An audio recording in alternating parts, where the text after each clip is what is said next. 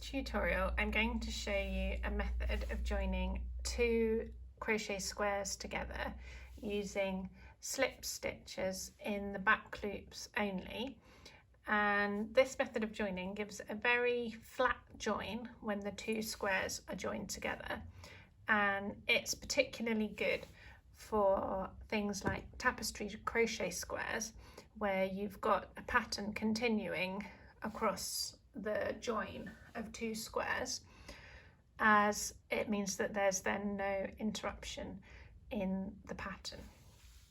So the way you do it is you take the two squares that you're going to join and you place them with their right sides facing each other. So you've got the wrong sides, the backs of the squares facing outwards.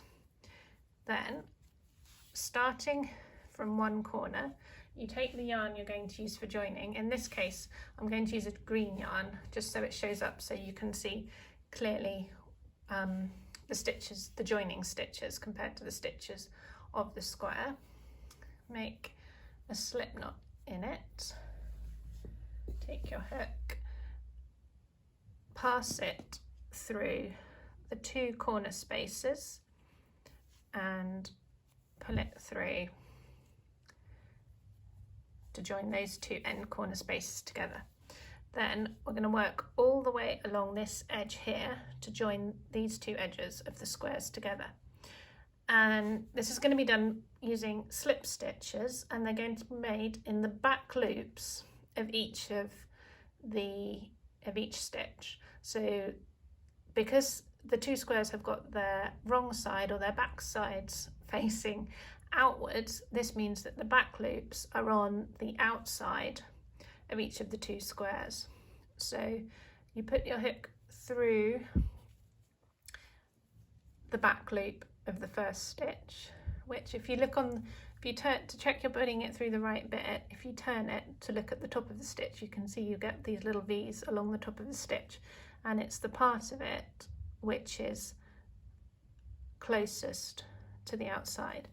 So it's this loop here, and then you want to do the same, put it through the equivalent loop of the adjacent stitch. So on this stitch here, it's going to be that back loop there. So you end up putting it under two loops of yarn, then put the yarn, not that bit, this bit, put the yarn over your hook, pull it through both of those two loops and through the loop on your hook.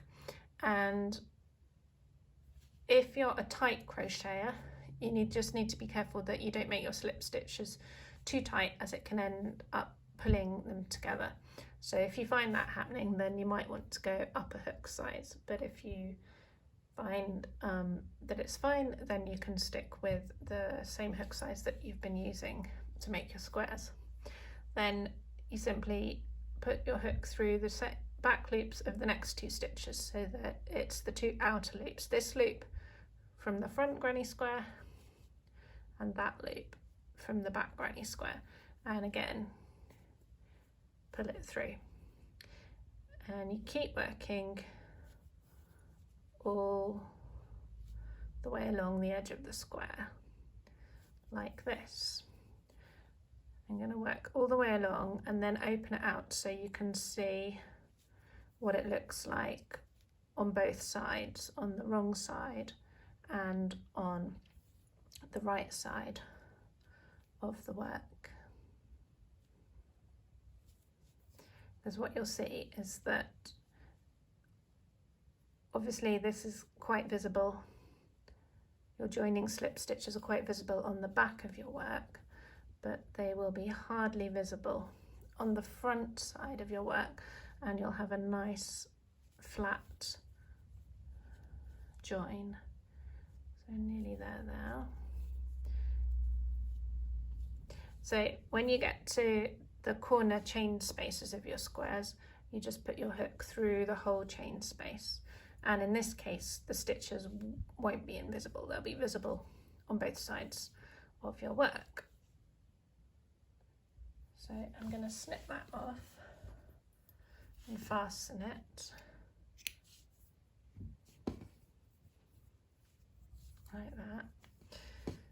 So first of all, I'll show you the back. So on the back of your work, you'll see a row of slip stitches along here with little bits there where it's gone through. So that's what it'll look like on the back of your work. And on the front, you can see that the green yarn is hardly visible. If you stretch it a bit, you can see it between there. But on the whole, it's hardly visible apart from at the end where it's gone through the two corner spaces where it will be visible. And it also means that these two granny squares, the stitches in the outer rows meet each other. It's very flat and smooth, and any pattern, if you were working these squares in tapestry crochet, for example, any pattern you'd see clearly continuing across the two squares. I hope you found this tutorial useful. If you have, please give it a thumbs up and like it. If you have any suggestions for any other tutorials you might like me to provide, please let me know in the comments below. And if you'd like to follow me, that would also be great, and it would make sure that you don't miss any other tutorials that I might release in this channel in the future. Thanks very much for watching. Bye.